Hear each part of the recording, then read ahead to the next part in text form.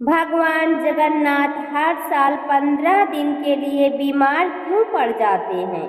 जगन्नाथ रथ यात्रा के पहले प्रभु जगन्नाथ को 108 कलशों से शाही स्नान कराया जाता है। फिर 15 दिन तक प्रभु जी को एक विशेष कक्ष में रखा जाता है, जिसे ओसर घर कहते हैं। आखिर उन्होंने क्यों एकांत में 15 दिन के लिए रखा जाता है और उसके बाद ही रथ यात्रा प्रारंभ होती है? आओ जानते हैं इस रहस्य को। कथा के अनुसार प्रभु जगन्नाथ के कई भक्तों में से एक थे माधव दास।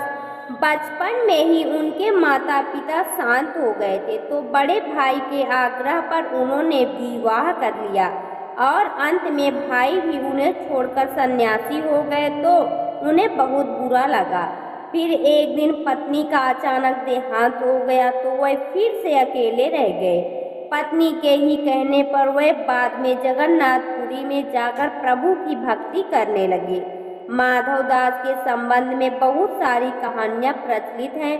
उन्हीं में से एक कहानी है प्रभु जगन्नाथ के 15 दिन तक बीमार पड़ने की कहानी। प्रभु जगन्नाथ के 15 दिन पहले बीमार पड़ जाते हैं और 15 दिन तक बीमार रहते हैं। माधव दास जी जगन्नाथपुरी में अकेले ही रहते थे और वह अकेले ही बैठे बैठे भजन किया करते थे और अपना सारा काम खुद ही करते थे। प्रभु जगन्नाथ ने उन्हें कई बार दर्शन दिए थे। वह नित्य प्रतिदिन श्री जगन्नाथ मंदिर का दर्शन करते और उन्हीं को अपना मित्र मानते थे। एक बार माधव दास जी को अतिसार का रोग हो गया। वह इतने दुर्बल हो गए कि चलना फिरना भी मुश्किल हो गया। फिर भी अपना सारा काम खुद किया करते थे। तब उनके परिचित लोगों ने कहा कि महाराज, हम आपकी सेवा करें। तो माधव दास जी ने कहा कि नहीं, मेरा ध्यान रखने वाले तो प्रभु श्री जगन्नाथ जी हैं। वह कर लेंगे मेरी देखभाल, वही मेरी रक्षा करेंगे। फिर धीरे धीरे उनकी तबीयत और बिगड़ गई और वह उठने बैठने में भी असमर्थ हो गए।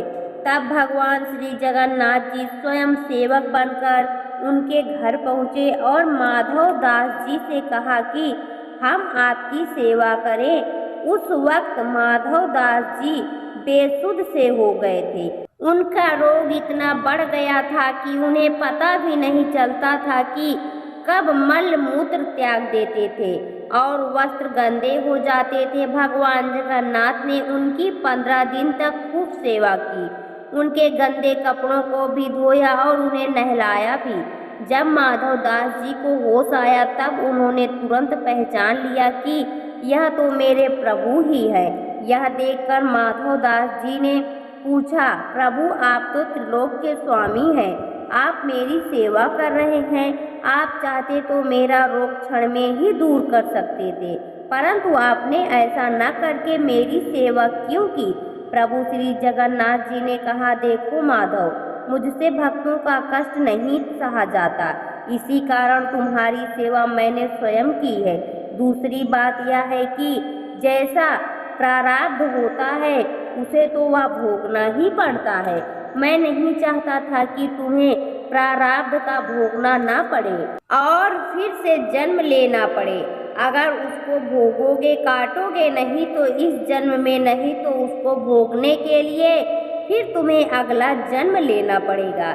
इसलिए मैंने तुम्हारी सेवा की, परंतु तुम फिर भी कह रहे हो तो अभी तुम्हारे हिस्से के 15 दिन का प्रारब्ध का रोग और बचा है, तो अब 15 दिन का रोग मैं ले लेता हूँ और अब तुम मुक्त हो। इसके बाद प्रभु जगन्नाथ खुद 15 दिन के लिए बीमार पड़ गए।